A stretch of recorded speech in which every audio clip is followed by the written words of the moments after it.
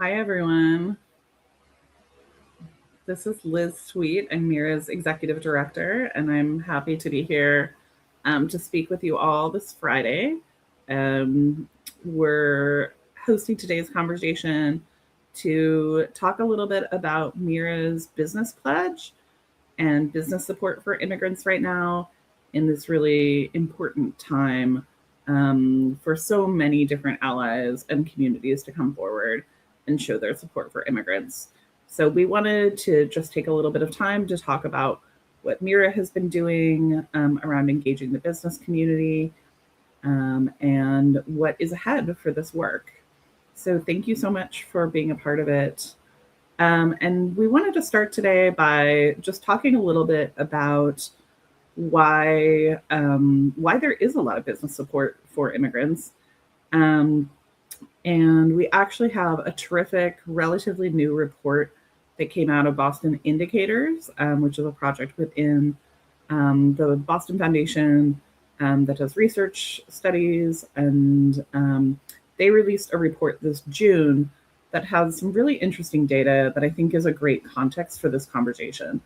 And so the report discusses the fact that right now in Massachusetts, nearly 1 in 4 of our workers is an immigrant.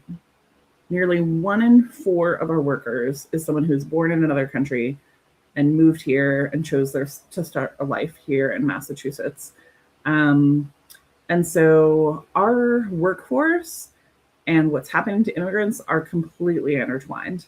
So the report looks at quite a lot. I highly encourage, if you're interested after this conversation, highly encourage you to actually read the whole report. But I want to share a couple of highlights. The fact is that we've seen over the past several years in Massachusetts increases and decreases in how many immigrants are coming to Massachusetts. And unsurprisingly, over the first part of this current federal administration, under this Trump administration, we have seen a real drop in how many immigrants are coming to Massachusetts.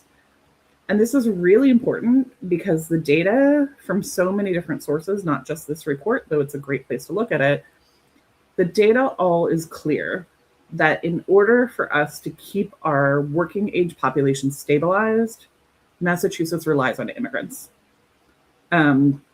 So one of their findings, which is really clear and strong, is that our state needs about 64,000 new immigrants annually now through 2030 to stabilize our working age population. And we're actually tracking below that. And so what we're looking at is a result of a lot of outflows of people from Massachusetts, less people coming into Massachusetts, less international immigrants coming into Massachusetts, and then the fact that a lot of this federal enforcement is actually, leading to more people leaving, more immigrants leaving, whether by choice or by force or by just blocking them from coming in. It's having a real impact on how many workers we have. That then impacts business and so many sectors of our economy. And so a lot of businesses are seeing these trends, seeing what's happening, and they're really concerned and they're struggling with this new reality. This is a great graph that we just put up, pulled out of the indicators report, that shows some of the specific sectors in our economy that particularly depend on immigrants. And you can see there's a lot of sectors where there's a very disproportionate number of immigrants working in that area. And so this is well worth taking a little bit of a look at. We know that immigrants are disproportionately, basically, everything above that sort of yellow colored line, that are the total foreign-born labor force share is 24% of our economy, but that immigrants are disproportionate in all of these other categories above. Professional, scientific, and technical areas, in healthcare, social assistance, management, accommodation and food services, construction, manufacturing, transportation, admin support. So there's a lot of sectors that have an over reliance on our immigrant population to make up the work that we all rely on to happen every day. So there's a lot of different sectors, different industries and employers that are particularly feeling the impact of some of the immigration enforcement that's been happening over this past year and a half. So again, really encourage people to take a look at this report. There's a lot more there that I have not touched on today. I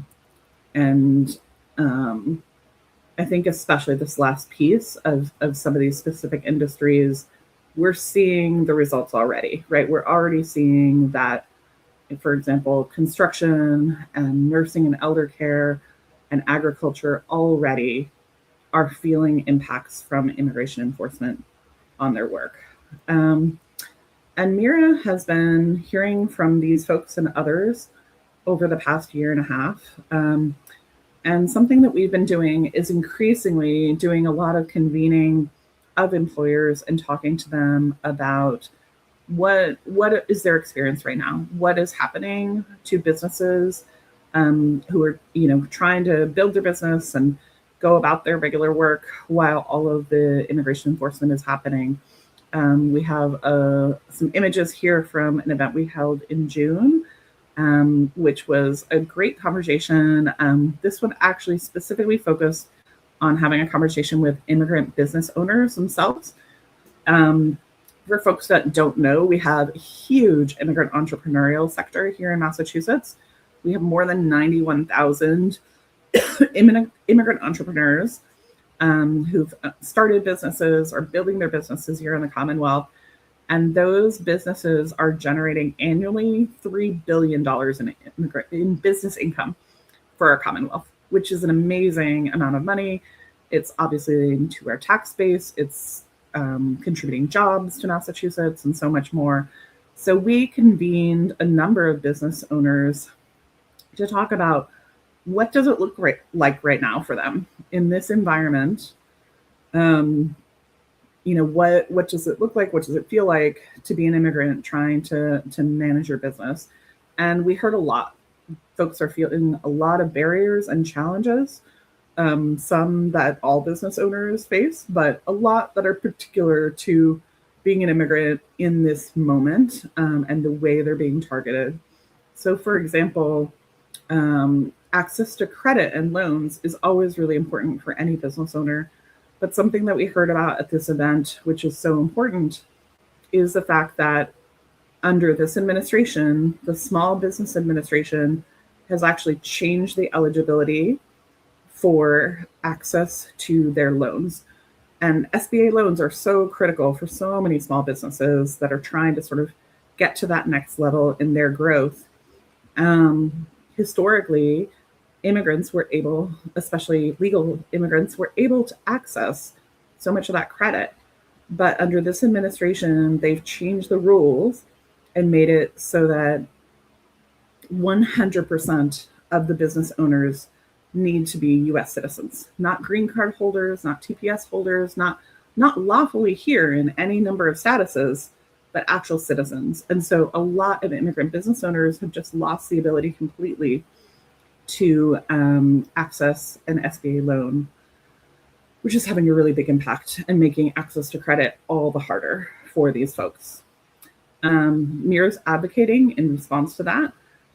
Something that we've been advocating for is that actually in response to this, Senator Markey, our senator here in Massachusetts, and then Representative Velasquez from New York introduced earlier this year the Investing in the American Dream Act, and this would reverse that decision.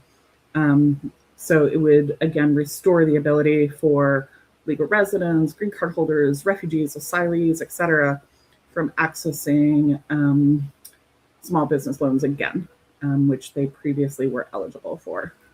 So that's something that feels really important to us right now, because there's just no reason, economically or otherwise, for access to credit to be taken away from these folks who are trying to build their businesses and just contribute in all the ways that business owners do. We've also heard about so many other pieces, and we have another slide up of another event we heard earlier this year. We've heard a lot from employers about the challenge right now in hiring, in losing workforce to increasing immigration enforcement, and also the impact that fear is having on the workforce, right? A lot of folks over this past year and a half have been really scared of being targeted by immigration enforcement. And there's been times that people choose not to come to work, or, even in certain situations, leave jobs because they're concerned about what's happening out there. And this is having, again, a real impact on a lot of us, but especially some sectors which are so critical, and are really struggling to keep a strong workforce that we all need. So, we've seen happily earlier this year a little bit less immigration enforcement happening, and that's giving a little bit of relief, but the risk continues to be that we will see escalations in the future and this kind of impact on business. So MIRA continues to engage with employers, to hear from businesses, and to look at some of these themes and where we can advocate both ourselves and as a community with our business partners. And so because of this, at the February event that you see the images around, we actually launched a business pledge. And if any of you watching today are business owners and you're interested in signing the pledge, we would welcome you. Our pledge feels very simple and yet very important to us. And I'm just going to actually read it out because we really believe in this pledge and think that it captures a really critical message for everyone to be hearing right now, which is that immigrants and refugees are essential to Massachusetts' economy. They drive innovation, fill critical workforce gaps, start businesses, and contribute billions to our state industries and communities.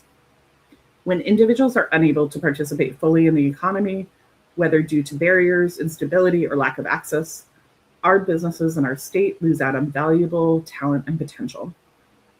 By signing this pledge, my business affirms its commitment to creating an environment where all workers can contribute to their fullest potential.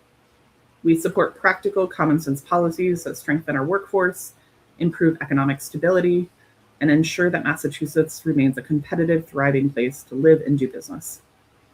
We call on policymakers, business leaders, and community partners to envision a Commonwealth where immigrants and refugees can fully participate and thrive in our economy and contribute to Massachusetts' long-term prosperity. So that's our business pledge. And we've had, again, increasing numbers of businesses signing on to this and saying that, especially right now, they want to stand up and speak up for these kind of common sense policies and just these values that are enshrined in this pledge. So again, you're welcome to click through on the QR code and sign our pledge and share it with any business owners you know. More and more folks are joining with us and recognizing that their voices matter in this current climate around immigration. We just are navigating right now the end of temporary protected status for Haitians, which just ended a few weeks ago. And in a couple of weeks, we will be seeing the end of temporary protected status for our El Salvadoran community and many folks in Massachusetts who have been living here for many years with lawful status under TPS who will be losing it. And that includes a loss of work authorizations. So we're truly talking about tens of thousands of folks within about a 1 month period that are losing their ability to work and ability to keep jobs just due to the capriciousness of this administration in taking these statuses away from folks, not based on what's actually happening on the ground in those countries. So because of this, we're seeing more employers want to speak up, and we're very grateful for them doing so.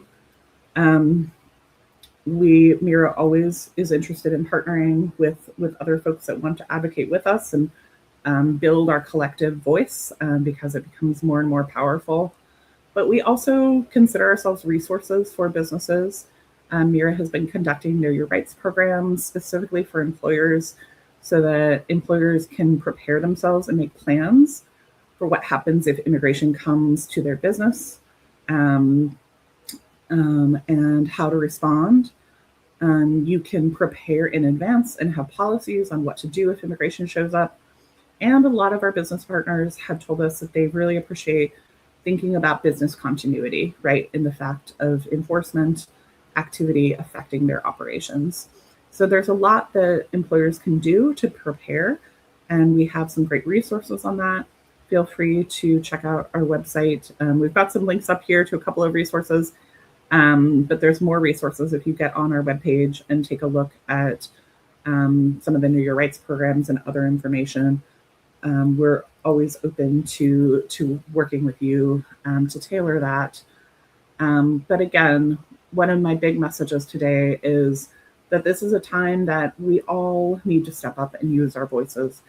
Sometimes in the past, businesses could feel like they can, just continue operating.